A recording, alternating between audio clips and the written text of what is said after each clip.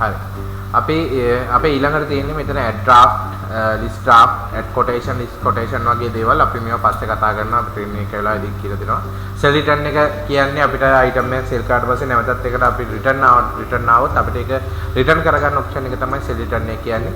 shipment කියන්නේ අපි ඉතින් shipment අපිට add කරලා තියන්න පුළුවන් අපිට බාණ්ඩ යවනවා නම් deliver කරනවා නම් ඒ වගේ.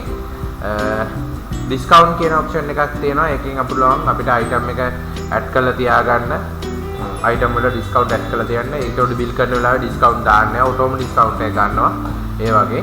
ඊළඟට import sale කියලා තියෙනවා. අපිට sale list එකක් අපි වෙනම system එකක් අපි තුමු අපේ එක system එකකින් නම් අපේ system එකට මාරු වෙනවා කියලා.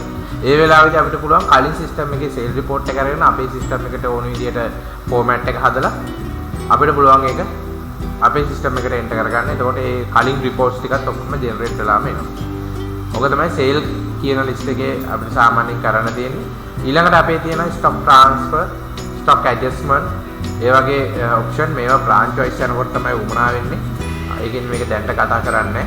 expenses කියලා තියෙනවා. expenses කියන්නේ අපේ ව්‍යාපාරේ තියෙන වියදම් ටික අපි enter කරගන්න ඕනේ.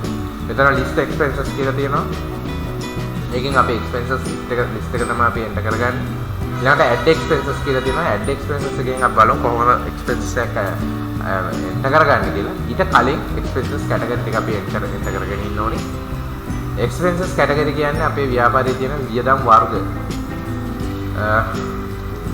rent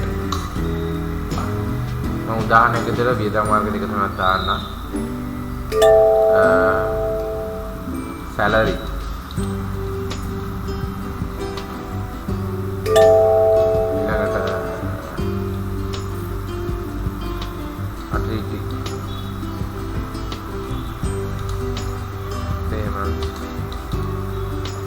योगी අපි විද වර්ග දෙක තුනක් දාගත්තා. ඊළඟට add expenses කියන option එකට යන්න.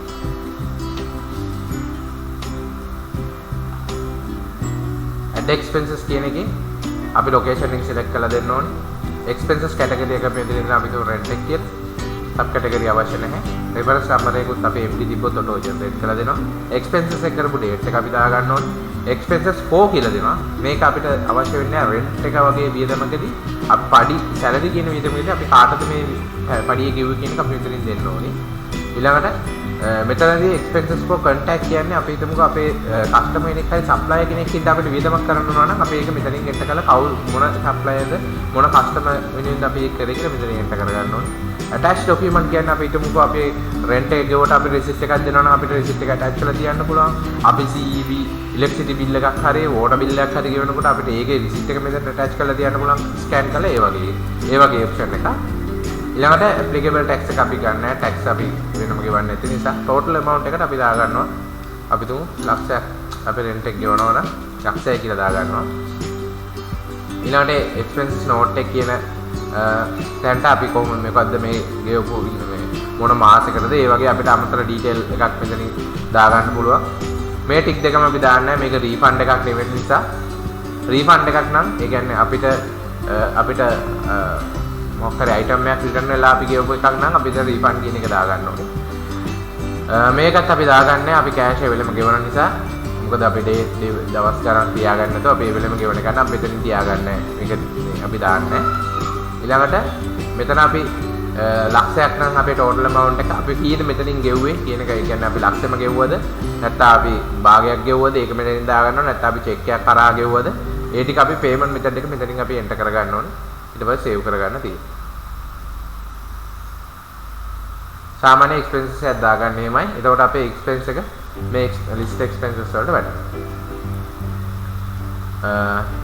අපි ඊළඟට බලමු reports ගැන. ඒක ලොකු පැහැදිලි කිරීමක් කරන්න තියෙනවා මම ඒක ඊළඟට කරන්න.